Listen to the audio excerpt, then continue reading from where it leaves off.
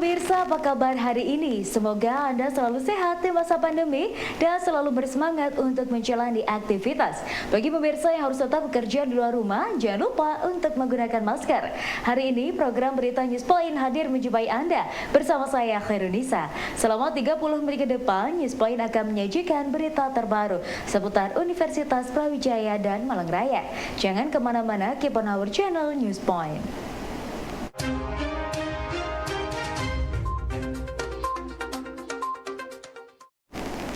Filkom UB siap turut serta dalam menopang kemajuan masyarakat dengan mengusung program digitalisasi desa di kawasan Malang Raya. Hal ini disampaikan oleh Rektor Universitas Brawijaya, Profesor Widodo, dalam acara pelepasan mahasiswa Fakultas Ilmu Komputer untuk mengikuti program pengabdian kepada masyarakat atau PKM dan kuliah kerja nyata tematik atau KKMT pada Senin pagi di lapangan Rektorat UB.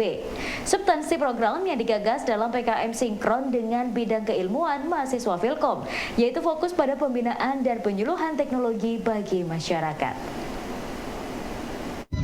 Mewajibkan mahasiswa untuk mengikuti PKM yang mulai tahun ini, dan PKM ini ada yang sifatnya integrated yang diselenggarakan oleh LPDN, ada yang sifatnya spesifik tematik yang diselenggarakan oleh masing-masing fakultas.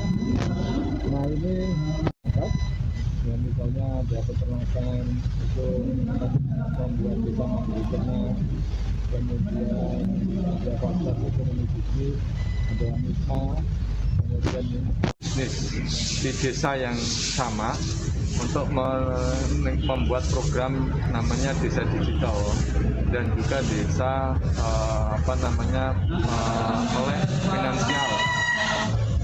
Jadi dengan sudah mulai luring semua kegiatan pengabdian masyarakat, ini ada harapan Pak dari Pak Rektor untuk Ya tentunya yang kita harapkan bahwa mahasiswa bisa belajar dan mengabdi dengan sebaik-baiknya dan juga bisa memahami permasalahan di masyarakat dan berusaha untuk membantu menyelesaikan permasalahan di masyarakat, dan tentunya kita berharap semua bisa berjalan dengan baik, ya mahasiswa juga bisa menjaga nama baik alma mater. Sebanyak 702 mahasiswa Fakultas Ilmu Komputer UB siap diterjunkan untuk memberantas masyarakat gaptek. Hal ini disampaikan oleh Dekan Filkom UB, Profesor Wayan Firdaus Mahmudi, dalam rangkaian acara pelepasan mahasiswa pengabdian kepada masyarakat, kuliah kerja nyata tematik, Fakultas Ilmu Komputer Universitas Brawijaya. Melalui digitalisasi, program ini mendukung masyarakat untuk mengembangkan usaha mereka, baik dari sektor barang, jasa, dan wisata. Pelepasan mahasiswa yang akan melakukan KKN di 5 kecamatan di Kabupaten Malang. Selama ini kan kami nggak melakukan kegiatan sekarang yang kedua. Yang pertama dulu karena masih mencari bentuk dengan cara yang sederhana. Nah ini mahasiswa supaya semangat. Kita lepas secara resmi mengundang Pak Rektor. kecamatannya apa ya Pak? Donomulyo, Bantur, Tarja, ada kok di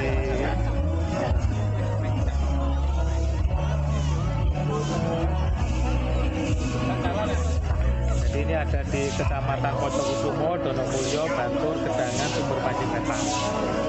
Nanti itu berapa jumlahnya Pak? Jumlahnya berapa? Ada 702 mahasiswa. Ada 20-an dosen pembimbing lapangan yang mengawal kegiatan mereka. Kalau konsep pengabdian masyarakat ini berapa? Ini menyesuaikan dengan keilmuan kami. Jadi secara sederhana sih bagaimana mewujudkan desa digital, kemudian bagaimana masyarakat itu literasi ya, meningkatkan literasi digital. Jadi jangan sampai mereka misalkan ada berita hoax gitu ya, kemudian dikomentari atau di like malah di share. Nah, kita akan berikan workshop seperti ini untuk masyarakat. Jadi sama temanya nanti ya, di tiap-tiap desa kayak ada prokernya seperti itu. Ada proker yang bersifat generik, berlaku sama untuk keseluruhan desa.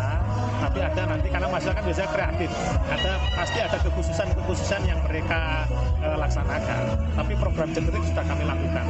Ini loh, tiap desa minimal ada program seperti ini. Kalau ada variasi tambahan silakan. Tapi ya itu tadi kembali mewujudkan desa digital, kemudian literasi digital, terutama untuk membantu UMKM. Mereka kan belum paham bagaimana mengiklankan secara efektif menggunakan medsos gitu ya, produk-produknya. Padahal kami lihat yang dari pengalaman kemarin ada satu desa misalkan memproduksi keripik pisang, keripik singkong, tapi gimana mereka memasarkannya? Kami ajari seperti itu. Kalau untuk tanam pohonnya Pak sendiri?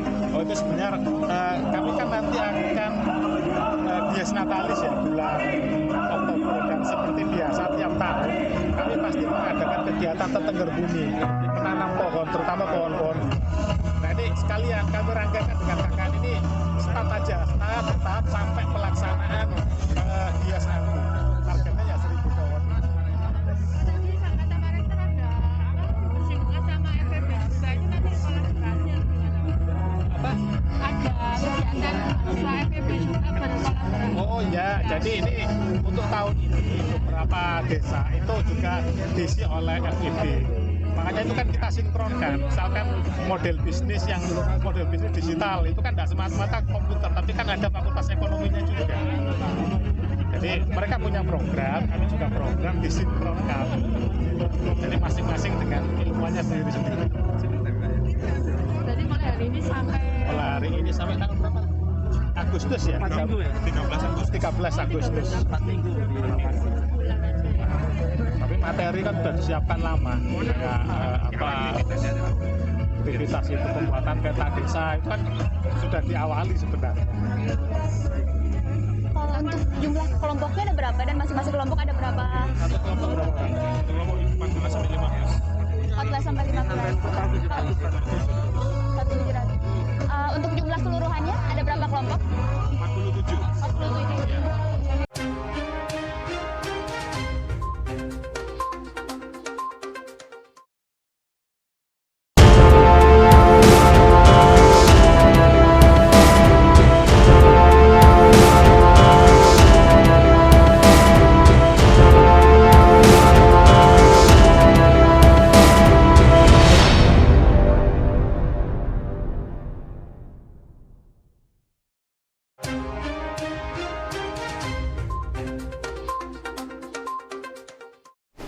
Mahasiswa Fakultas Ilmu Komputer Universitas Brawijaya siap terjun ke Desa Gubuk Lakah untuk melaksanakan pengabdian kepada masyarakat atau kuliah kerja nyata tematik Senin 18 Juli 2022.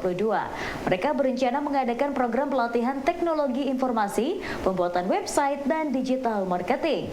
Program tersebut merupakan langkah untuk mewujudkan desa digital seperti yang digalakkan Rektor Universitas Brawijaya Profesor Widodo.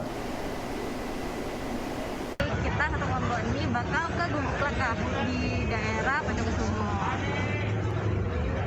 Terus bersama untuk tiap token berbeda. Kalau misalnya dari dokter yang saya tahu tuh yang pelatihan TI di minggu pertama kita board gitu atau yang lain kan, biar mereka bisa gitu lebih kenal sama DI. Terus kita juga kan mau bikin website juga. Nah, targetnya itu kayak biar Gubuk Lakahnya kan ini desa wisata. Kita ada pelatihan TI, pembuatan website sama digital marketing. Oke, nah di sana persiapannya apa aja sih buat ngelakuin program itu? Persiapannya dari kita sudah membuat proposal dan udah menyiapkan hal-hal apa aja yang bakal kita lakuin di sana. Sosialisasi dan pembuatan Ada website. pelatihan juga kan, pelatihan TI-nya. juga ke masyarakat.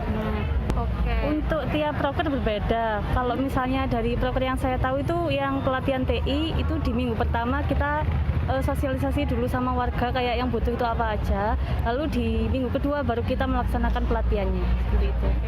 Menurut saya internet itu sesuatu yang sangat penting di era-era sekarang. Jadi nggak ada salahnya kita sosialisasi dengan warga biar mereka semakin melek sama internet. Iya, jadi ini sih kalau dari aku sendiri pengalaman pertama juga kayak pengabdian ke desa, jadi agak apa namanya Deg-degan. iya deg-degan juga, terus juga antusias juga, teman-teman semua di kelompok juga antusias, kebetulan juga ada beberapa yang kenal, ada yang enggak, jadi sekalian nambah relasi baru gitu. Kalau misalnya yang target buat masyarakatnya minimal inilah bisa kayak mengoperasikan kayak Word gitu atau yang lain kan, biar mereka bisa gitu. terus lebih ya. kenal sama TI, terus kita juga kan mau bikin website juga. Nah, targetnya itu kayak biar Gubuk Kelakanya kan ini desa wisata kan, biar dia jadi lebih dikenal masyarakat gitu loh dengan adanya website itu. East Java Super Corridor Malang tidak hanya nyaman sebagai coworking space bagi kaum milenial, namun di sana juga disediakan layanan perizinan bekerja sama dengan Dinas Penanaman Modal Pelayanan Terpadu Satu Pintu. Rencananya dalam waktu dekat EJSC Malang juga akan membuka layanan klinik haki dan klinik halal bagi pelaku usaha untuk mendapatkan layanan pendaftaran hak kekayaan intelektual seperti paten, merek, hak cipta, dan sertifikasi halal. Di depan tuh ada untuk layanan perizinan DPM PTSP. Sekarang juga mau dibuka, ini lagi tahap untuk buka untuk klinik haki, HKI, sama klinik halal gitu. Jadi untuk HKI sendiri itu biasanya kita menyediakan untuk kayak komunitas yang mau ngajuin apa mereknya atau misalnya buat apa gitu, mau ngajuin buat HKI-nya itu bisa, atau UMKM yang untuk produknya gitu bisa. Nah, klinik halal juga buat kayak UMKM yang produk-produk makanan, minuman gitu. Jadi itu untuk sertifikasi ya? Iya, sertifikasi halal sama untuk HKI-nya. Universitas Brawijaya berkomitmen dalam meningkatkan kompetensi mahasiswa dan berkontribusi maksimal pada implementasi kebijakan kampus merdeka melalui Center of Excellence. Program ini bertujuan membantu meningkatkan wawasan keilmuan tentang pendidikan yang akan diselenggarakan oleh masing-masing program studi di perguruan tinggi, sekaligus meningkatkan mutu pendidikan dan kompetensi mahasiswa. APS-nya juga bisa tahu. Ya. Kemudian terkait COE tadi lebih ke arah bagaimana kita membentuk integrasi sistem ya. Integrasi sistem di mana ada proses aktivitas riset, ada aktivitas pembelajaran di situ yang penting meningkatkan kompetensi atau soft skill tadi yang Prof. Hakim ceritakan.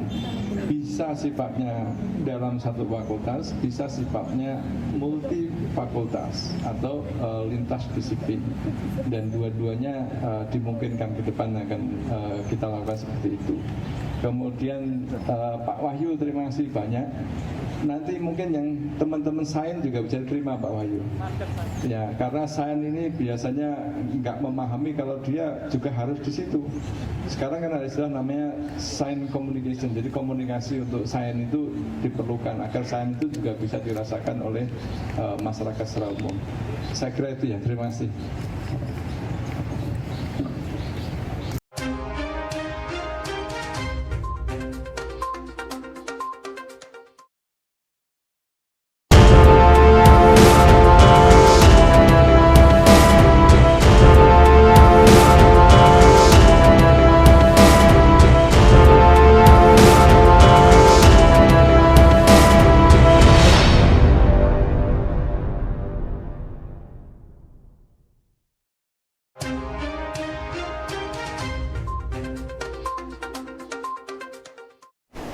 Memiliki penyakit menular seksual merugikan banyak hal. Namun, tahukah Anda penyebab dari penyakit menular seksual? Dr. Aulia Rahmi Pawestri mengatakan bahwa salah satu penyebab penyakit seksual adalah adanya infeksi. Bakteri, virus, parasit, dan jamur menjadi salah satu penyebab terjadinya infeksi. Cara penularan infeksi tersebut dapat melalui hubungan seksual. Jadi hubungan seksual itu tidak hanya hubungan seksual antara laki-laki perempuan ya, dengan memasukkan genital laki-laki ke dalam genital perempuan, tidak hanya itu, tapi bentuknya banyak. Ya, mungkin adik-adik yang sudah SMA, saya yakin kalian pasti pernah membaca tentang anal sex, oral sex, atau bentuk-bentuk seksual yang lain. Ya, ini nanti menyebabkan kenapa sih gejalanya itu kok bisa macam-macam? Kenapa lokasi lesinya itu bisa bermacam-macam? Ya, itu salah satunya karena itu. Oke, jadi infeksi menular seksual, tadi saya bilang kalau kita sebut infeksi maka akan ada agen penyebab infeksi. Agen penyebab infeksi ini bisa disebabkan karena bakteria, karena virus, atau karena parasit, atau karena jamur. Ya, yang sering menyebabkan itu.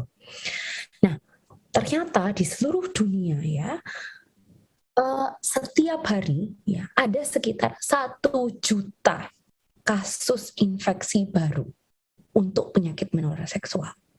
Ya, 1 juta. Banyak banget ya. Pada data di akhir tahun 2020 ya, di seluruh dunia penderitanya itu ada sekitar 370 juta. Itu lebih banyak daripada penduduk Indonesia. Itu orang yang terkena infeksi menular seksual. Ya, di seluruh dunia. Bayangkan, segitu banyaknya. Dan orang-orang ini bisa menularkan kepada pasangan seksualnya. Ibu yang sedang hamil dan memiliki infeksi menular seksual bisa menularkan kepada bayinya pada saat kelahiran. Ya, sehingga ini menjadi masalah yang cukup berat. Dan yang lebih menyedihkan lagi, ya, yang lebih menjadi concern bagi kita adalah CDC itu memperkirakan berdasarkan dari data statistik ya, range usia 15 sampai 24 tahun ya, itu setengah dari kasus yang saya bilang tadi ya, itu dialami oleh usia 15 sampai 24 tahun. Kenapa? Karena pada usia ini mereka sangat sexually active. Center of Excellence UB dimaksudkan untuk mendukung program MBKM. Wakil Rektor Bidang Kemahasiswaan Profesor Abdul Hakim menyampaikan bahwa MBKM hakikatnya adalah membangun soft skill mahasiswa agar bisa link and match dengan dunia usaha dan industri. Maka ada berbagai program MBKM, salah satunya adalah program Wirausaha Mahasiswa. Untuk mensukseskan program ini, UB menganggarkan 1,5 miliar untuk mahasiswa wirausaha. Hal ini disampaikan dalam bincang dan obrolan santai bersama Rektor UB dan para jurnalis. Melalui Mas Rektor, kami menganggarkan 1,5 miliar anggaran UB sendiri untuk mahasiswa kami berwirausaha dengan proposal yang terseleksi. Pembinaan lebih lanjut dari hasil mahasiswa wirausaha itu dilakukan oleh Badan Inovasi dan Inkubator Wirausaha Universitas Brawijaya (BIW). Di sana mereka diajar membuat brandnya, kemudian mengemas produknya, memasarkan produknya, membuat perusahaannya dan sebagainya. Mahasiswa kami kalau ada dilihat di Google, ada yang jual sambal, nama Sambal Leo, itu omsetnya sudah miliaran. Itu dulu dari juara di program wirausaha. Beberapa yang seperti itu banyak, bahkan yang diekspor pun ada dari pendidikan seperti itu. Kembali ke MBKM, kami cuma menjalankan kebijakannya saja bahwa itu 1 semester, ringnya itu 4-6 bulan untuk bisa direkognisi 20 SKS. Jika ada kebijakan Mas Rektor misalnya, oke, boleh 1 tahun, ya kita jalankan yang 1 tahun. Periodontitis adalah infeksi gusi serius yang merusak gigi, jaringan lunak, dan tulang penyangga gigi. Namun penanganannya hanya 10%. Selebihnya pasien merelakan giginya tanggal. Implan menjadi salah satu solusi untuk mengatasi gigi berlubang. Namun bagi penderita periodontitis, implan harus dilakukan dengan hati-hati karena akan semakin memperparah kondisi. Dibutuhkan alat memantau oseontigrasi pada pemasangan implan. Hal ini disampaikan dalam The 5th Brawijaya Scientific Meeting in Dentistry. Nah, jika trauma oklusi tidak dilakukan perawatan, akan kemudian menyebabkan gigi goyang, lepas lagi. Jadi lepas itu bisa karena periodontitis, bisa karena dari TFO-nya, trauma from occlusion-nya. Ya, oleh karena itu orang berpikir harus menggunakan gigi palsu untuk menjaga lengkung rahang, menjaga fungsi dari gigi juga. Nah, orang berpikir ke arah gigi palsu. ya. Nah, gigi palsu ini macam-macam, ada yang dari ada yang bersifat lepasan, ya. Bahannya macam-macam, ada yang lentur, ada yang dari frame logam, ada yang macam-macam. Saya kira saya tidak membahas itu karena itu ranahnya bukan perio, ya. Kemudian di situ terjadi ketidaknyamanan, bahkan terjadi kondisi yang fatal. Mungkin tertelan, ya, kebangetan nih. Mungkin dia tidur malam, terus nggak dilepas, akhirnya terjadi kejadian seperti ini. Atau dia guyon sama temennya sehingga tertawa terlalu keras, ketelen juga. Ini fatal sekali. Oleh karena itu, karena tidak nyaman, sering nyelip sisa makanan dan lain-lain, orang berpikir bagaimana menggunakan gigi palsu itu yang cekat. Nah, gigi palsu yang cekat kita sebutnya fix, ya. Nah, itu pada zaman dulu menggunakan gigi sebelah-sebelahnya sebagai abutment, ya. Bisa berupa Maryland yang di sebelah kiri itu Maryland namanya, di mana bagian yang dipreparasi sedikit, ya, atau dilakukan bridge untuk mencapai kekuatan kunyah yang lebih baik. Nah, ini fixed prosthesis. Tetapi kondisi ini selalu mengorbankan gigi tetangga, bukan tetangga rumah, tetapi sebelah gigi sebelahnya, ya. Kita nggak mungkin mengorbankan gigi dari tetangga sebelah rumah, ya. Jadi di sini kita terpaksa memberikan suatu defek atau cacat pada gigi yang di samping-sampingnya. Pada gigi yang sudah lubang besar atau bermasalah, mungkin tidak masalah untuk dilakukan seperti ini, sekalian melindungi, ya. Tetapi pada kondisi gigi yang di sebelah-sebelahnya itu bagus, nah ini kan sayang sekali. Oleh karena itu orang berpikir hal yang lain.